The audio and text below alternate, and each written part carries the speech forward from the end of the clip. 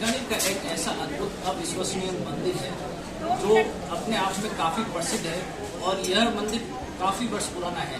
हम बातचीत करेंगे यहाँ के लोगों से और यहाँ के पुजारी से, जो बताएंगे कि मंदिर कितने साल पुराना है। जी सर, सबसे पहले आप अपना नाम बताएं और क्या है। मैं गजेंद्र सिंह, करणी मंदिर व्यवस्थापक। ये मंदिर 600 साल प्राचीन है और ये विभिन्न चरणों में धीरे धीरे ऐसे मंदिर बना था। और 600 साल पहले पश्चिमी राजस्थान में अराजकता का माहौल था, सुशासन की कमी थी, राज व्यवस्था थी और उस समय अकाल पड़ता था। लोगों का उस समय आजीविका का मुख्य साधन था कृषि और पशुपालन पर आधारित थे लोग। तो उस समय क्या है कि देवी उपासक थे। हमारी जो जाति है चांद जाति, और जितने भी अवतार हैं वो चांद जाति हुए। तो हम देवी उपासक हैं और हमारे घर अक्सर देवियों के अवतार हुआ करते थे। तो करणी माता का जन्म हुआ था जोधपुर जिले के पास फड़ोती तहसील के पास छोटा सा गाँव हुआ। तो करणी जी से पूर्व करणी माता की माँ का नाम था देवल और पिताजी का नाम था मेहा जी। इनके 5 लड़कियाँ थी। तो पुत्र कामना हेतु करणी माता के पिताजी मेहा जी पुत्र कामना की छठी जो संतान हो हमारी, वो मतलब लड़का हो, तो अपनी आराध्य देवी हिंगलाज माता। तो हिंगलाज माता का वर्तमान में मंदिर पाकिस्तान में और सर्वप्रथम हिंगलाज माता का जो शक्तिपीठ है, पावन शक्तिपीठ है, वो हिंगलाज माता का सर्वप्रथम माना जाता है। इस मंदिर की सर मान्यता क्या है? इस मंदिर की मान्यता ये है कि ये सांप्रदायिक सद्भाव वाला मंदिर है और सबका मतलब हर जाति यहाँ आती है।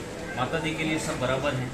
और करणी जी ने जब सहज शरीर से थे तो ये माता जी की कर्म भूमि दी गई। और उस समय करणी जी ने यहाँ राज व्यवस्था थी, राजाओं को सबको मिला के बीका जी को राजा बनाया और बीकानेर फोर्ट की नींव लगाई, जोधपुर मेहरानगढ़ की फोर्ट की नींव लगाई। उस समय जितनी भी जातियाँ थी वो करणी जी को मतलब अपने देवी मानते थे, आते थे और करणी माता का सब चीज़ करणी माता के चमत्कार शुरू होते थे और माता जी के दिशा अनुसार सब चलते थे लोग।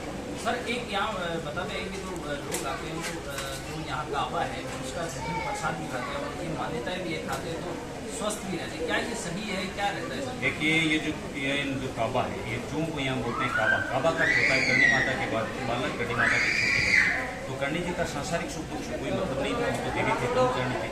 करणी जी की शादी भी हो गई थी। फिर करणी जी ने अपने हस्बैंड मतलब पेपा जी को दुर्गा का रूप दिखाया और अपनी छोटी बहन से दूसरी शादी करवा दी थी। और दुर्गा का रूप दिखा कहा भी मैं तो मानव कल्याण के लिए अब कि कोई अगर आप सांसारिक शादी शुरू ढूंढ रहे तो मैं अपनी छोटी बहन से आपकी शादी करवा दूंगी। तो छोटी बहन की संतान होगी वो मेरी संतान है। फिर छोटी बहन की 4 लड़के हैं, मैं आपको सिर्फ शॉर्ट में बताता हूँ।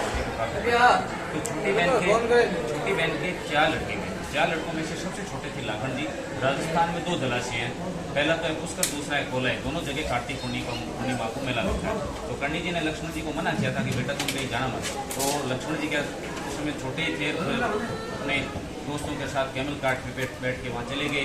यहाँ पास में जलाशय 70 किलोमीटर दूर है यहाँ से। तो वहाँ उनको तैरना नहीं आता था। जैसे उन्होंने पानी के अंदर जंप लगी नहीं, उनकी मट्टी हो जाती है। मट्टी होने के पश्चात उनके पार्थिव शरीर को कैमल कार्ट पर रख के यहाँ लेके आते हैं। करणी माता की ये कर्म भूमि है जो आप वर्तमान में माता जी की जहाँ मूर्ति लगी है, माता जी की जन्म मतलब ये कर्म भूमि है। माता जी यहाँ तपस्या करते थे अपने आराध्य देवी की। तो यहाँ लाते हैं तो गुलाबाई जो लक्ष्मण जी की माँ, उन्होंने बहुत ज़्यादा रुद्र किया भी आप तो साक्षात माँ दुर्गा भुवनेश्वरी हो। आज अपने घर अपने बेटे लाखन की मृत्यु की आपने बीकानेर बसाएं, जोधपुर बसाएं, राजाओं को जीवन दान दिया, बहुत सारे चमत्कार किए हैं। आज अपने पुत्र को भी मतलब जीवन दान दिया। करणी माता का भी मैंने भी मान्य रूप में जन्म लिया। मैं भी शरीफ त्याग उन्होंने अपने परिवार के लिए आपने क्या किया है, बहुत ज़्यादा रुद्र करने लगे, तब नहीं माने। तब करणी माता ने अपने बच्चे को धनराज इंद्राज के पास किया और कहा मेरा बेटा वापिस। धनराज इंद्राज ने कहा आप इससे तो ले जाएंगे, आपके 3 लड़के और है, किसी और की मृत्यु की सृष्टि का नियम कैसे करेगा। तब करणी जी ने कहा भी आज के बाद मेरा बेटा तुम्हारे पास नहीं आएंगे, मेरे पास ही रहेगा और जहाँ मैं रहूँगी वहीं उनके लिए स्वर्ग और नरक बना दूंगी। और फिर करणी जी ने वहाँ से मतलब हमारे 84 लाख योनियों का जीवन चक्कर जो स्वर्ग नरक सब त्याग दिया। फिर करणी जी ने यहाँ कुछ काबे बना दिए, चूहे की आकृति को चुना, इनको यहाँ काबा बोलते हैं, काबे बना दिए थे। प्रेजेंट टाइम में करणी जी के जो हमारा परिवार है इनकी जनसंख्या 5000 है, हमारे जाति चारण है। और करणी माता के पति का नाम था देपो जी, इसलिए हम देपौत परिवार लगाते हैं। 5000 देपौत परिवार में से किसी व्यक्ति की मृत्यु होती है तब हमारा नेक्स्ट जन्म इन काबों के रूप में होता है। और इसी मंदिर के अंदर हम जैसे हमें कर्म मिलता है, मतलब जैसा कर्म करते हैं वही हमें स्थान मिलता है। अगर जैसे मैं हूँ, मैंने अच्छे कर्म किए, मेरी मृत्यु हो जाती है, अच्छे कर्म किया तो माता जी की मूर्ति के पास होंगे, बुरे कर्म किया तो इसी मंदिर के अंदर है। बाहर वाला काबा अंदर नहीं आता, अंदर वाला काबा बाहर नहीं जाता।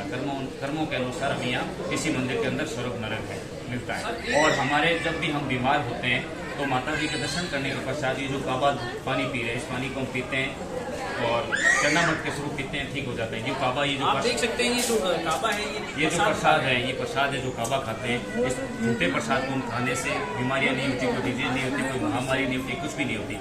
सामान्यतः हमारे घर में एक चूहा मर जाता है तो कितनी बदबू होती है, कितनी डिजीज होती है। यहाँ कुछ भी नहीं है। आप दर्शन करने के पश्चात जो भी भक्त यहाँ श्रद्धालु आता है, माता जी से आस्था है, और वो यहाँ दर्शन करने के पश्चात वो काबा पानी पीते हैं, जो उसका झूठन खाते हैं तो ठीक हो जाते हैं। पेट संबंधी, कैंसर संबंधी बीमारियाँ ठीक हो जाती है। आस्था और विश्वास बेहतर होता है। जी, ये थे ये मंदिर काफी वर्ष पुराना है, और जो आप देख सकते हैं ये जो है वो काफी बड़ी संख्या में निज मंदिर में अलग है, बाहर अलग है, और उससे बाहर अलग अलग है। कैमरामैन अनिल के साथ निखिल स्वामी, बीकानेर।